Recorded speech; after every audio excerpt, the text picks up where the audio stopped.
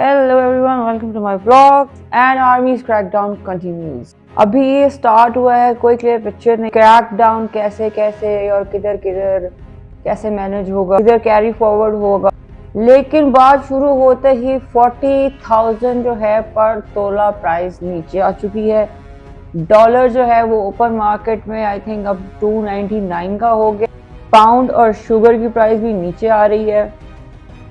तो सोचे इन माफियाज ने आर्टिफिशियली कितनी प्राइस इंक्रीज की हुई और अवाम का कितना खून पिया। सोचें कि रियल महंगाई कितनी है और कितना इनका लूट प्रोग्राम था। आईएमएफ को विलन बना देते हैं। आईएमएफ तो कह रहा है कि गरीबों को रिलीफ दो, अमीरों को टैक्स करो। And UNDP United Nations Development Programme क्या कह रहा है that almost 70 billion dollars 70 billion dollars की रिलीफ दी जाती है टैक्सेस में हर साल। और यहाँ एक बिलियन डॉलर के लोन के लिए पूरे मुल्क की जिंदगी अजाब बना देते हैं, सारा बर्डन अवाम पे डाल देते हैं। एक मेजॉरिटी है पाकिस्तानियों की who doesn't have a roof over their head। और एक एलीट कैप्चर है, इनके हर कॉन्टिनेंट पे इनकी प्रॉपर्टीज हैं। पनामा लीक्स, पेंडोरा लीक्स, कोई भी लीक्स खोल के देख लें, वहां पे आपको इनके नाम नजर आएंगे। ऑफशोर अकाउंट्स यहाँ के पैसों से भरे पड़े हैं, बट हमारा खजाना हमेशा खाली रहता। और इनके खिलाफ जो है अब आर्मी क्रैकडाउन कर रही है। इनकी जो बड़ी शार्क्स हैं उन पे हाथ डाल रही है। अब किस हद तक कामयाब होते हैं वो देखने वाली बात है, लेकिन दुआ यही है कि इस इनिशिएटिव को ब्रेक ना ही लगे। इस सारे माफियाज की जो रूट्स हैं वो बहुत गहरी हैं, तो रेजिस्टेंस तो आएगा from outside and from with in. जैसे पीडीएम को जो है 90 डेज की इलेक्शंस की बेताबी होना शुरू हो गई है, सबको अपने माल का खतरा पड़ गया है। अब इनको कॉन्स्टिट्यूशन याद आ गया है। जब पंजाब और केपी में इलेक्शन नहीं होने दिए थे तब कॉन्स्टिट्यूशन गया भाड़ में, और अब अपने पे जब आ रही है तो कॉन्स्टिट्यूशन के हिसाब से इलेक्शन कराओ। अब इनको ये चीज समझ जानी चाहिए कि रिवायात इन्होंने डाली हैं तो अब भुगतो। एक चीज इनको समझ में नहीं आती कि बॉयज जो हैं when they learn something they won't and they can't unlearn it। यहाँ पे ना कारमा का एक सर्कल चल रहा है, Imran Khan PDM, PDM Imran Khan PDM. तो जीता कौन जीता? And no farewell for Umar Ata Bandial. आज जो है नए जुडिशियल ईयर की स्टार्ट हुई है। वेकेशन से जजेस वापस आए हैं, बेचारे थक गए थे इतनी मेहनत करके, दे नीड वेकेशन।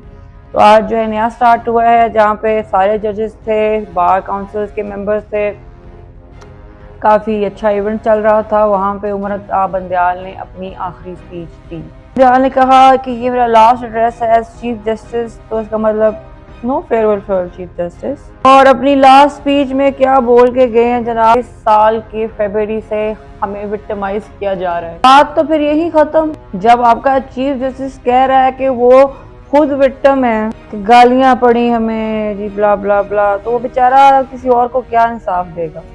वो तो खुद विक्टिम है, उस बेचारे को तो खुद इंसाफ चाहिए। जी एक न्यूज आई, हवा में उड़ती उड़ती न्यूज आई थी कि प्रेसिडेंट शायद इलेक्शन की डेट देने वाले हैं। फिर ये एक और न्यूज आई कि उन्हें कॉल आ गई है और उसके बाद उनका प्लान रह गया। लाहौर हाई कोर्ट ने ऑर्डर किया है कि परवेज इलाही को अरेस्ट कैसे किया, जब हमने ऑर्डर दिया था कि नहीं कर सकते, किसी भी केस में अरेस्ट नहीं कर सकते। लाहौर हाई कोर्ट के जज ने आईजी इस्लामाबाद के आईजी को अरेस्ट करके पेश करने की ऑर्डर दे दिया है, stating since he was arrested in Lahore and was under our protection. ये प्रोटेक्शन वाली बात मैंने अपने से डाली है, लेकिन जो है but he said it is in their jurisdiction to hold IG accountable. सवाल ये है, ऑर्डर तो दे दिया है भाई आईजी को अरेस्ट करने का, लेकिन आईजी को अरेस्ट करेगा कौन?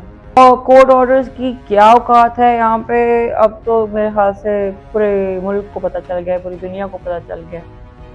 और कोर्ट्स की बात हो रही थी, मैं बताना भूल गई, उमर अता बंदयाल की जो आज इवेंट चल रहा था, आज उस इवेंट में उमर अता बंदयाल जो है सारे सीनियर जजेस के साथ प्रेजेंट था। तो वहाँ पे जब पिक्चर्स ले रहे थे तो एक जर्नलिस्ट को उमर अताब बंदयाल ने कहा कि आप भी आ जाएं पिक्चर में। तो उमर अताब बंदयाल ने आखिरकार एक जर्नलिस्ट से बेइज्जती करवा दी। जर्नलिस्ट ने आगे से कहा मैं आपके साथ फ़ोटो नहीं लेना चाहता। आगे से उमर अताब बंदयाल ने कहा नहीं क्यों, आप आ जाए ना। तो आगे से ने कहा नहीं, अगर आपकी ग्रुपिंग है तो मैं आपके ग्रुप में नहीं हूँ, मैं आपके साथ पिक्चर नहीं ले रहा। Sitting chief justice Imran Khan को कोर्ट ने परमिशन दी थी कि वो अपने बेटों से बात कर सकते हैं, बट उनकी बात नहीं करवाई गई, विच इज़ रॉन्ग। ऐसा नहीं करना चाहिए। Family shouldn't be use as a tool to break someone. Button बेशक बंद कर दें। आज बेल हियरिंग थी इमरान खान की, लेकिन जज कोई गोलमोल बातें करके डिले करके चला गया, कुछ समझ नहीं क्या हुआ। और मैंने कल के व्लॉग में जो बताया था कि पीपीपी के क्लोज टू 1000 लोग जो उनसे कहीं ना कहीं लिंक्ड हैं, वो स्टॉप लिस्ट में उनके नाम डाल दिए गए हैं। और आज जो पता चल रहा है कि वो लोग कौन हैं, इनमें traders, bureaucrats, builders, businessman, different field से, पार्टी में फंडिंग करने वाले, और इन सबको इसीलिए स्टॉप लिस्ट में डाल दिया गया है। ये लोग tax fraud, money laundering, smuggling, stock piling में इन्वॉल्व हो सकते हैं, होंगे। And Morocco on Friday was hit by a devastating earthquake, killing more than 2,000 people, with at least 2,000 more injured. Let's keep them in our prayers and hope they get through this ordeal to rebuild their life. If any of you want to contribute to the rescue efforts, I'm putting the link for Red Cross in the description. Red Cross is on ground. They are helping with the rescue efforts. Hope and pray they find as many survivors as they can. Thank you for watching. Bye bye.